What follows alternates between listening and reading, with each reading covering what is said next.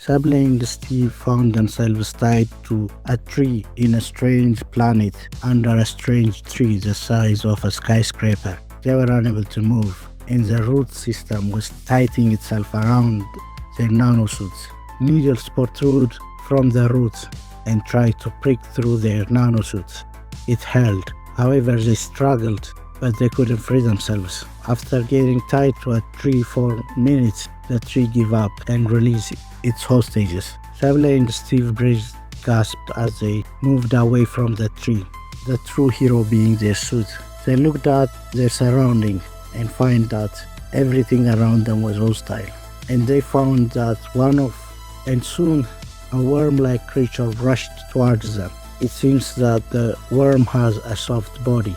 One of the roots tied its root around the worm. Needles protruded from the roots, stabbed the worm, and drained the worm of its valuable nutrients.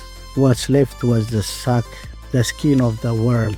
Then the root threw that skin as if a discarded garbage. Sableye and Steve went over to the worm to check if it was still alive. It was lifeless. Whatever was inside the worm was gone, sucked dry by the root of the tree. Not only the animals on that planet, but the plants were dangerous, far dangerous. Soon they went to work and started collecting samples. They found a bug. They found that even that wasn't easy. There were roots tangled on the floor, and to find dirt was extremely hard.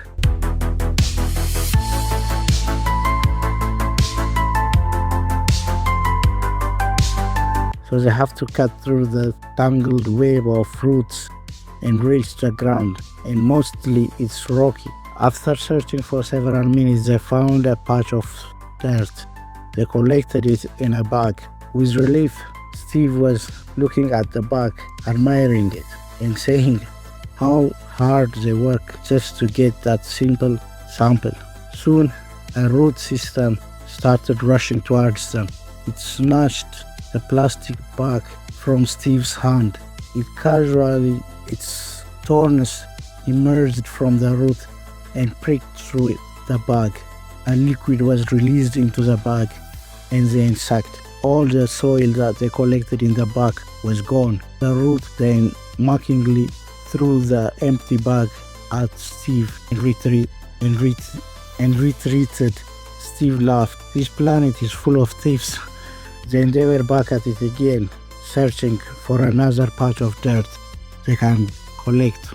After working for several hours, they discovered a small patch of earth. They collect sample and started going back and head back to their ship and head back to the lander. Inside the lander, Sableye found an incubator full of precious eggs. Snakes have interested on her from the planet Slushy.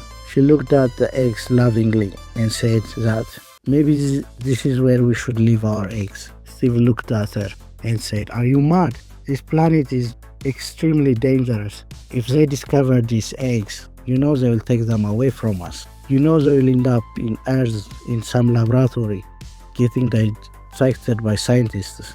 We have to leave them here. This is the best planet we have come across so far." Steve agreed, and they moved out their cargo into the surface. They left the incubator on a tree track far from the ground and the ravenous tree roots.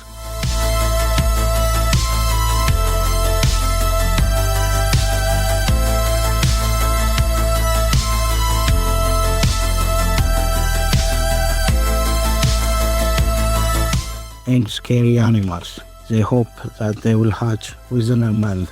Sableye and Steve returned to their lander and lifted off. Sableye looked down to the planet and prayed that the last hope of the Essos survived.